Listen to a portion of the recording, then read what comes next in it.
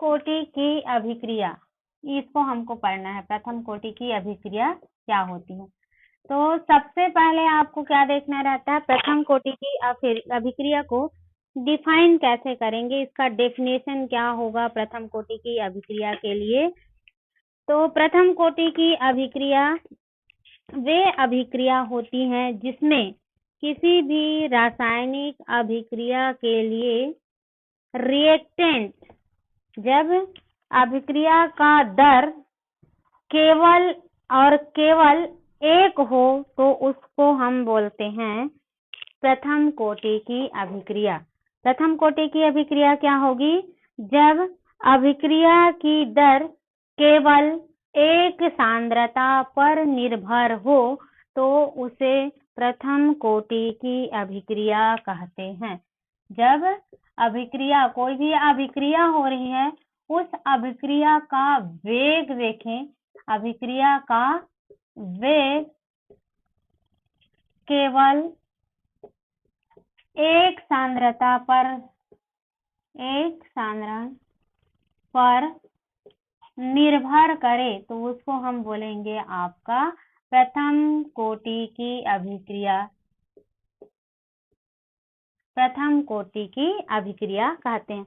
अब इसके लिए जो सबसे इम्पोर्टेंट चीज है वो है इसका मैथमेटिकल डेरिवेशन करना और इसके लिए दर स्थिरांक ज्ञात करना। प्रथम कोटि की जो अभिक्रिया है उसके लिए हम लोग दर स्थिरांक कैसे ज्ञात करेंगे? तो प्रथम कोटि की अभिक्रिया के लिए दर स्थिरांक ज्ञात करने के लिए सबसे पहले हम क्या करते हैं, कोई एक रासायनिक अभिक्रिया लेते हैं।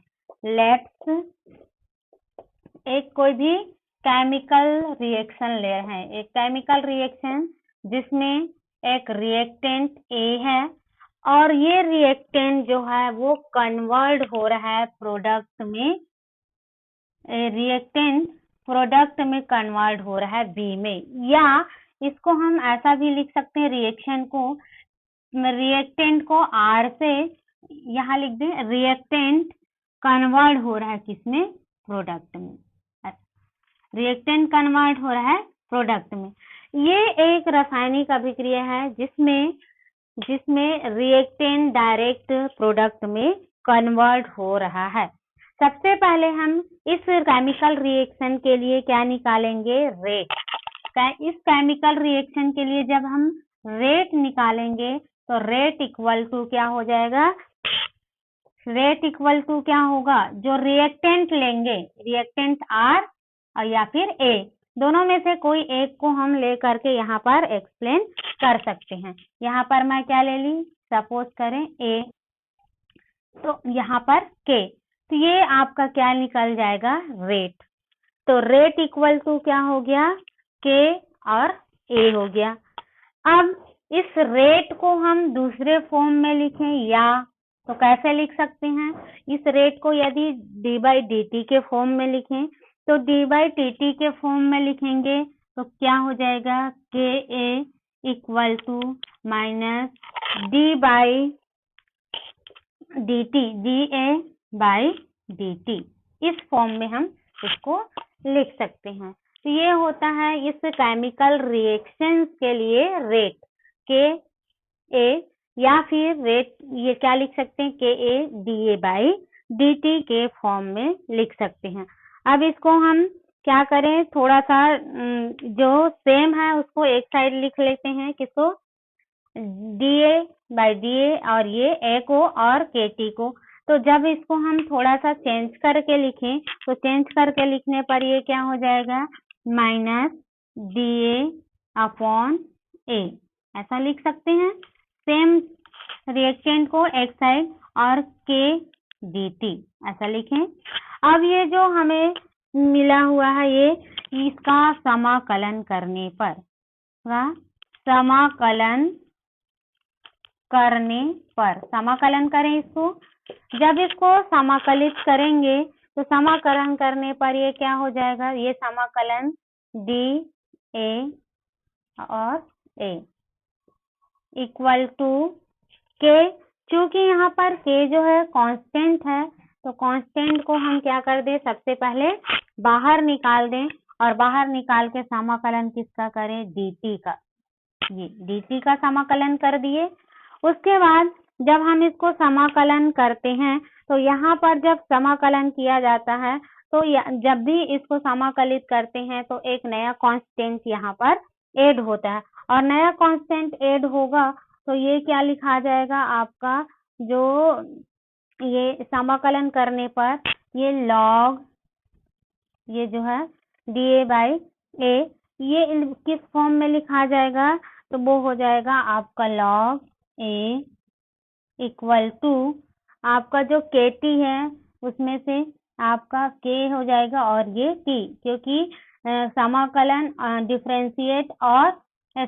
डिफरेंशिएट करोगे समाकलन और अवकलन तो ये दोनों क्या हो जाएगा आपस में रिमूव, तो बचा क्या आपका KT। जब भी हम लोग समाकलन करते हैं तो एक न्यू कांस्टेंट जोड़ देते हैं और नया कांस्टेंट क्या हो गया आपका C को हम क्या बोलेंगे, समाकलन स्थिरांक बोलेंगे। C इक्वल टू क्या हो गया, C इक्वल टू आपका समाकलन स्थिरांक हो गया।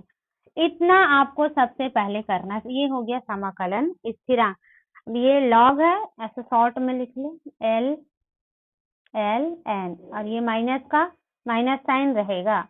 अब इसको हम मान लेते हैं इक्वेशन नंबर 1। इसको ध्यान से देखना, इसको समीकरण नंबर 1, इसको क्या ले लिए, समीकरण नंबर 1 हम लोग मान लिए। किसको माने, तो -ln A KT plus C। यहाँ पर आपको कंफ्यूज नहीं होना है, यहाँ पर मैं हर जगह पर A लिखी हूँ, आप चाहोगे तो R भी लिख सकते हो। क्या लिख सकते हैं हम लोग, R भी लिख सकते हैं, कंफ्यूज नहीं होना है, क्योंकि रिएक्टेंट के बारे में लिखेंगे तो ये क्या हो जाएगा आपका R, चाहे कि आप A लिखो, जो रिएक्टेंट है उसको आपको लिखना है, चाहे R हो या फिर A।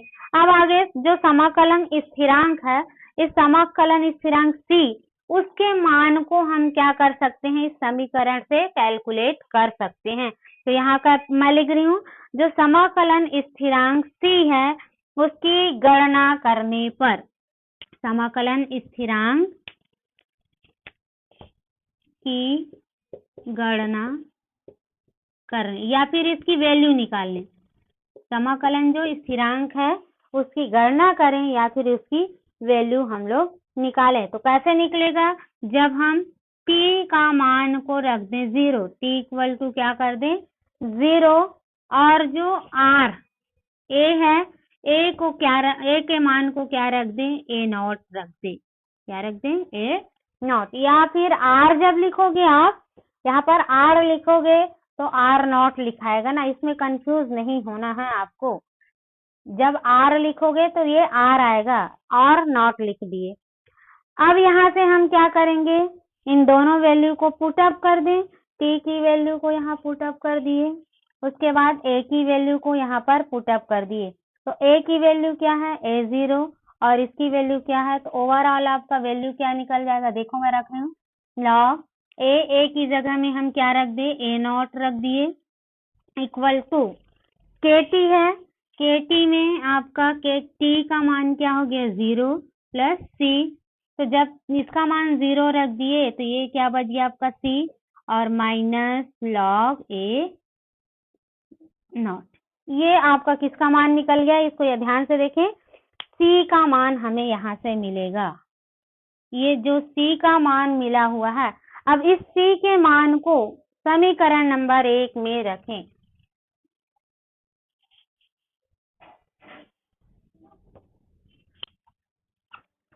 C के मान को समीकरण 1 में रखने पर, C के मान को समीकरण 1 में रख दें तो ये हो गया -log A equal to KT plus C है, इस C की जगह में आपको क्या रखना है, -log A0। तो -log A0 लिखोगे तो ये ऑलरेडी क्या आ जाएगा आपका, माइनस आएगा, -log A0, ये आपका लिखा जाएगा। अब आगे आप इसको सॉल्व करें। आगे सॉल्व करेंगे तो हम इसको क्या कर दे, पक्षांतर कर दें, दोनों को सेम को एक साइड लिख देते हैं। तो जब दोनों सेम है उसको एक साइड लिखेंगे तो ये क्या हो जाएगा, इसको प्लस फॉर्म में भी लाना है तो log a नॉट माइनस क्या हो जाएगा आपका log a equal to kt। ये हो गया आपका। इसको हम लोग क्या किए, पक्षांतर किए, ध्यान से याद रखना इसको, इधर पक्षांतर कर दिए तो ये आपका नया मिला, नया समीकरण मिल रहा है। अब इसको और आगे सॉल्व करें, आगे सॉल्व करेंगे तो इसमें से कॉमन क्या हो गया, ln निकल गया, बचा क्या आपका a नॉट और a इक्वल टू kt। आगे और सॉल्व करें, आगे और सॉल्व करेंगे तो क्या हो जाएगा, ये k के मान को यहाँ पर हम निकालें तो k इक्वल टू निकालना है। अब इधर सीधा लिख दे रही हूँ k, तो k का मान निकालेंगे तो t क्या हो जाएगा, इधर आपका पक्षांतर होगा और t पक्षांतर होगा तो इसका मान क्या हो जाएगा 1/t log a नॉट और a। इसको कंफ्यूज नहीं होना है आपको, कुछ बुक में इसको r करके दिया हुआ है, इसको ऐसा भी लिख सकते हो r not upon R. Reactant है, हम यहाँ पर रिएक्टेंट ए लिए हैं, या फिर रिएक्टेंट आर लोगे तो यहाँ पर क्या लिखा जाएगा आपका और लिखाएगा। तो यहाँ पर हमें एक नया समीकरण मिलेगा और इसको मान लेते हैं हम लोग समीकरण 2। इसको मान लिए समीकरण 2। चूंकि यहाँ पर ln log है उसको हम क्या करते हैं, इसको log 10 में कन्वर्ट करते हैं। तो log 10 में कन्वर्ट करने पर जब हम log 10 में इसको कन्वर्ट करेंगे तो इनकी जो वैल्यू होती है वो कितना हो जाता है 2.303 इतना होगा। तो इसको हम लोग लिख दें k equal to 1/t, 1/t की जगह में अब क्या आ गया, log की वैल्यू 3 कितना हो जाएगा 2.303 अपॉन t। अब ये जो log है वो यहाँ से क्या हो गया आपका LO और a नॉट अपॉन a। तो ये हमें एक नया समीकरण मिल गया और इसको नंबर दे देते हैं समीकरण नंबर 3। ये समीकरण नंबर आपका क्या हो जाएगा 3। ये होता है आपका किसके लिए, प्रथम कोटि की अभिक्रिया के लिए दर स्थिरांक की वैल्यू। प्रथम कोटि की अभिक्रिया होती है उसके लिए दर स्थिरांक का मान कितना हो जाएगा, ये आपका दर स्थिरांक का वैल्यू हो जाएगा, इसको याद रखना।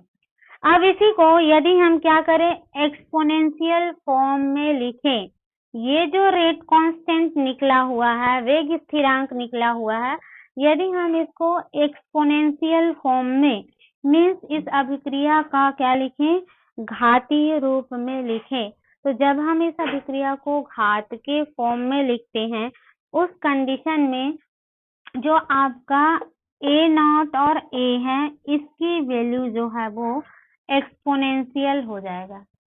क्या हो जाएगा, एक्सपोनेंशियल हो जाएगा।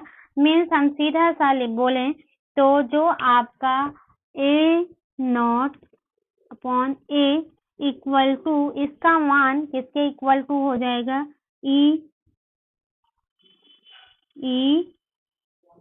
kt के इक्वल टू हो जाएगा। इसका मान किसके इक्वल टू हो जाएगा, kt के इक्वल टू हो जाएगा। राहुल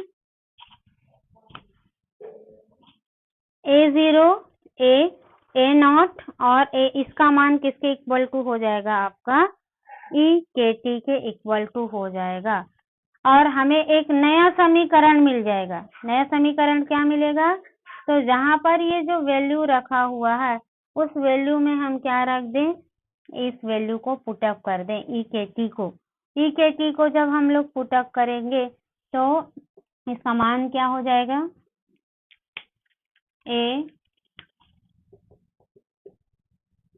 इसका मान हो गया ए टी इक्वल टू आपका और ए नॉट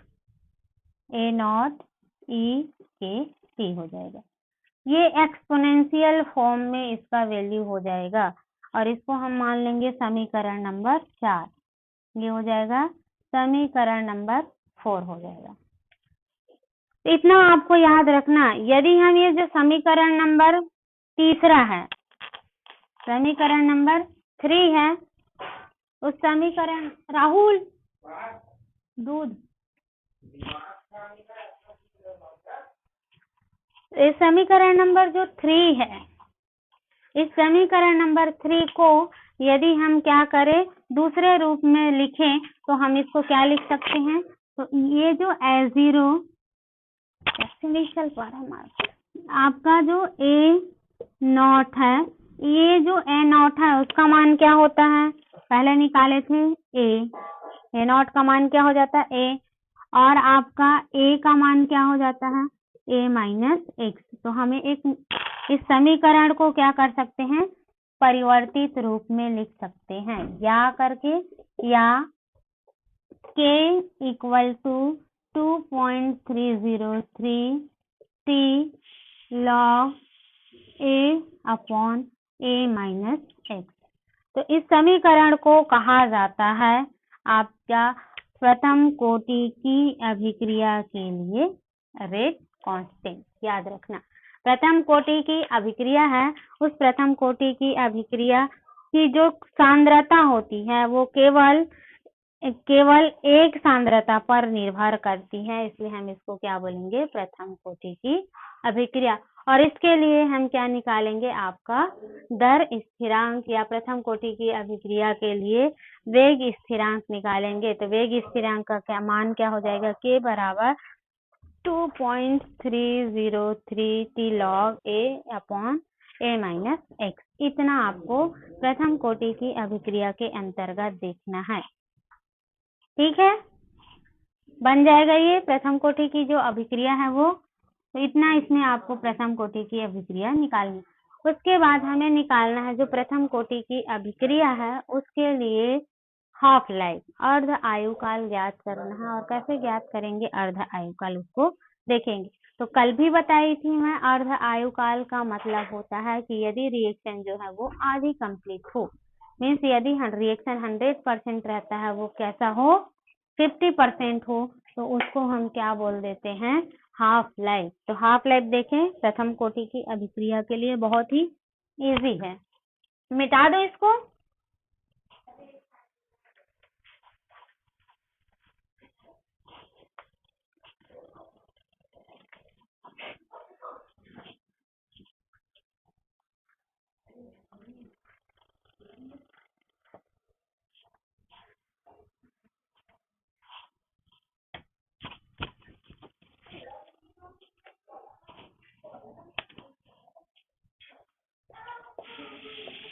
अर्ध आयुकाल,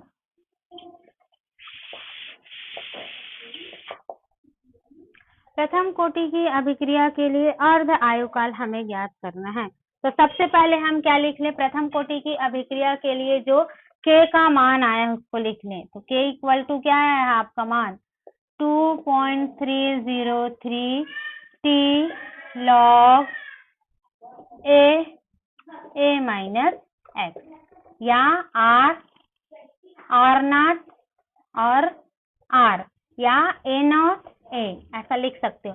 तो प्रथम, क्योंकि हम लोग जानते हैं कि प्रथम कोटि की अभिक्रिया से हमें क्या मिला है? रेट कांस्टेंट k का मान, दर स्थिरांक k का मान 2.303 t log a upon a minus x मिला हुआ है। यदि अब हम इस वैल्यू में क्या कर दें, ये जो आपका a माइनस a एक्स, या इसको ऐसे भी लिखें, या k बराबर 2.303 t log r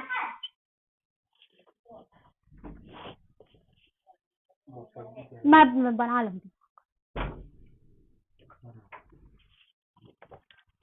upon r है। ये है आपका तो इसमें आपको क्या करना है, अर्ध आयुकाल ज्ञात करना है। तो अर्ध आयुकाल ज्ञात करने के लिए हमें क्या करना है, सीधा सीधा जो R0 है उसकी वैल्यू को हम क्या कर देते हैं, आधी कर देते हैं, और जो T है, T की वैल्यू को भी क्या कर दे, हाफ कर दे, दोनों की वैल्यू को।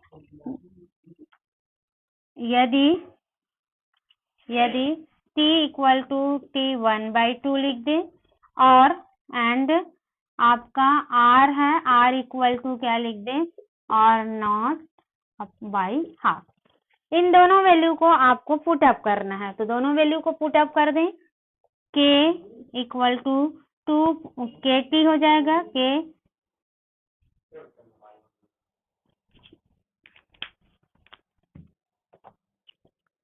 अपॉन T1/2 इक्वल टू 2.303, ये हो गया।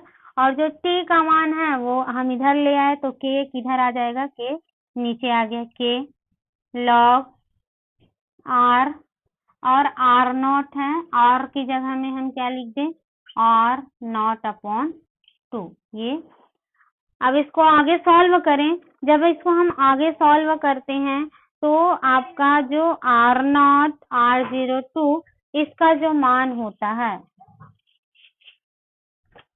चूंकि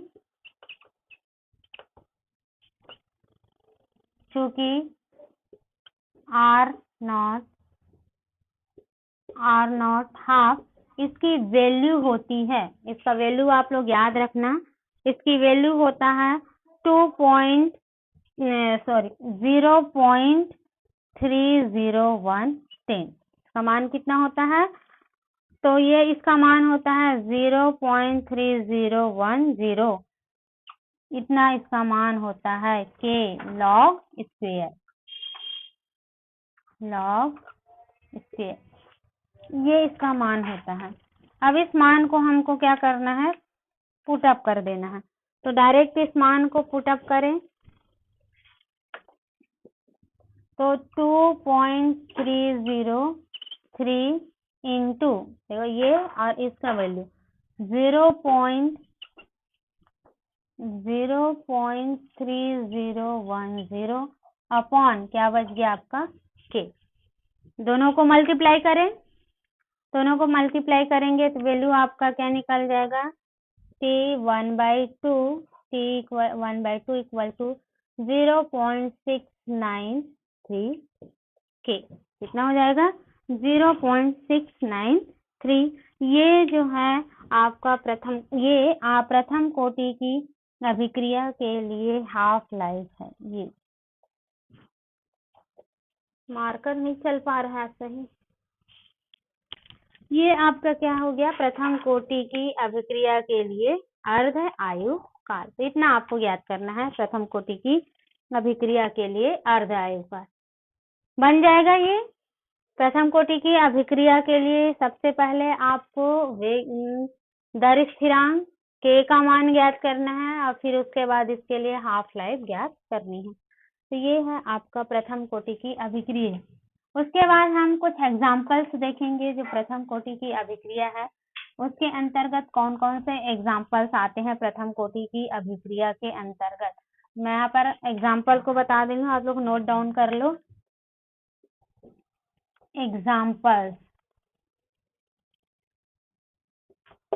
प्रथम कोटि की अभिक्रिया के अंतर्गत एग्जाम्पल है, जब हम 2N2O5 इसकी अभिक्रिया कराते हैं तो इससे हमें मिलता है 4NO2 प्लस O2। ये आप 2N2O5 और 4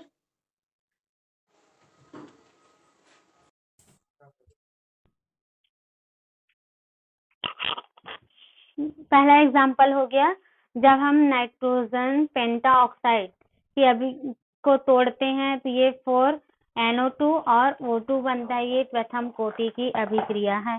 दूसरी चीज देखें, H2O2 हाइड्रोजन परऑक्साइड, इस हाइड्रोजन परऑक्साइड को आपस में ब्रेकआउट करते हैं तो 2H2 प्लस O2 बनता है। ये भी प्रथम कोटि की अभिक्रिया है। फिर SO2 Cl2 इसकी अभिक्रिया कराते हैं, तो इसकी अभिक्रिया से SO2 और Cl2 ये भी प्रथम कोटि की अभिक्रिया है। चौथा देखिए और एग्जांपल, तो CH3 CH2 Cl इसको आपस में जब तोड़ते हैं तो इससे बनता है एथीन एल्कीन, और एल्कीन के साथ साथ Cl और बनेगा H2H+। तो इसको हम लोग भी किसके अंतर्गत रखते हैं, प्रथम कोटि की अभिक्रिया। तो ये 4 एग्जांपल्स हैं, मोस्टली इम्पोर्टेंट है, जो जनरली पूछा जाता है। आपको इक्वेशन दिया रहेगा, समीकरण दिया रहेगा और पूछा जाएगा कि ये जो H2O2 से वाटर और ऑक्सीजन का फॉर्मेशन हो रहा है, ये कौन सी अभिक्रिया है, प्रथम कोटि, छद्म कोटि, स्यूडो ऑर्डर या फिर आपका जीरो ऑर्डर। तो आपको एक्सप्लेन करना है कि ये आपका ये जो है वो फर्स्ट ऑर्डर ऑफ रिएक्शन के अंतर्गत आता है। तो ये एग्जांपल को नोट डाउन कर लो, जो जनरली पूछा जाता है और बहुत ही इम्पोर्टेंट है। नेक्स्ट देन और बचा है आपका स्यूडो ऑर्डर ऑफ रिएक्शन। एक लास्ट बच गया, हम लोग जीरो ऑर्डर देख लिए, फिर प्रथम ऑर्डर, एक आता है स्यूडो ऑर्डर ऑफ रिएक्शन या एकक अणु शून्य कोटि अभिक्रिया, इसको भी देखना है। स्यूडो ऑर्डर या छद्म कोटि की अभिक्रिया, तो यहाँ पर स्यूडो का मतलब होता है,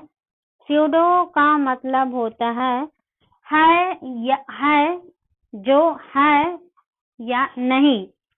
मतलब स्यूडो का मतलब है जो दिखाई देता है वो नहीं होता है। मतलब जैसे जो चीज हमें दिख रहा है वो एक्चुअल में जब हम उसको देखते हैं या एक्सपेरिमेंट के थ्रू देखते हैं, तो जो दिखाई देता है वैसा संभव नहीं होता या वैसा नहीं होता, उसको बोलते हैं हम लोग स्यूडो ऑर्डर ऑफ रिएक्शन। मतलब कहने का मतलब ये है कि जब कोई रिएक्शन हो रही है, तो रिएक्शन होती है तो उसके अंतर्गत हम क्या देखते हैं कि ये रिएक्शन जो है हमें दिखने में प्रथम कोटि की अभिक्रिया लग रही है या फिर द्वितीय कोटि की अभिक्रिया दिखाई देने में लगता है। मतलब जब उसको देखते हैं तो वो लगता है कि ये प्रथम कोटि का होगा या फिर द्वितीय कोटि की अभिक्रिया होगी करके, लेकिन खत्म हो गया।